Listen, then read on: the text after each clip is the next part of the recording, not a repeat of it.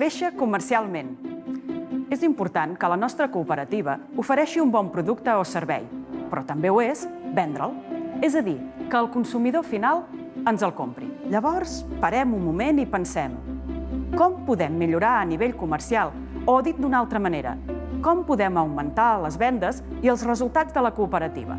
Doncs bé, primer de tot, és necessari tenir una diagnosi de l'entorn, del mercat i de la competència, ja que la informació que ens aporta ens ajudarà a prendre decisions que repercutiran directament en el futur de la cooperativa. D'aquesta manera, amb la diagnosi de l'entorn, sabem les tendències del sector, els canvis culturals i socials, etc. Amb la de mercat, coneixem la relació entre l'oferta i la demanda, la segmentació dels clients, i amb la diagnosi de la competència establim com funciona i què ens diferencia dels nostres competidors més directes.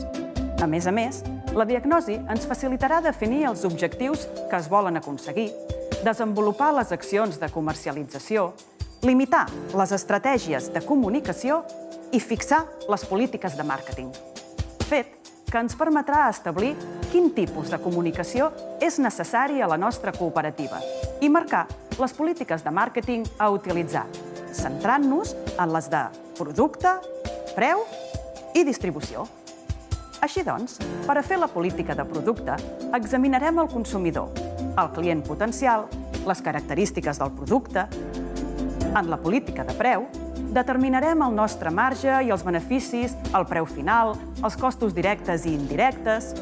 I en la política de distribució, definirem quin o quins són els canals de venda òptims per posar el nostre producte a disposició del consumidor, avaluant-ne els costos i tenint en compte els mitjans de transport, els punts de venda. Per tant, per portar a terme una correcta gestió comercial i una campanya de comunicació a la cooperativa, són imprescindibles dos instruments que es presenten per escrit, com són el pla de màrqueting i el de comunicació.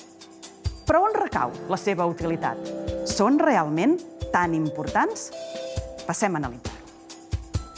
El pla de màrqueting és el document que preveu orientar la cooperativa cap al mercat de la manera més profitosa possible i ens serveix per conèixer el client i identificar les seves necessitats, definir i organitzar l'estratègia comercial de la cooperativa, prendre bones decisions per garantir l'èxit de la cooperativa, entre d'altres.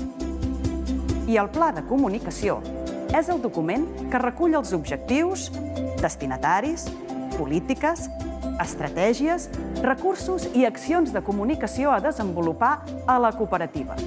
I és útil per planificar el què, a qui, quan i com volem comunicar.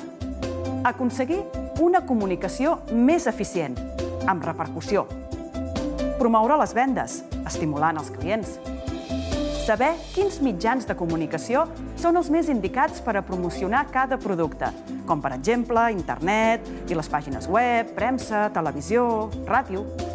Ara bé, perquè el pla de comunicació i el pla de màrqueting siguin eficients, és imprescindible que s'adaptin a les necessitats de cada cooperativa. En conclusió, tenir bons productes no és suficient.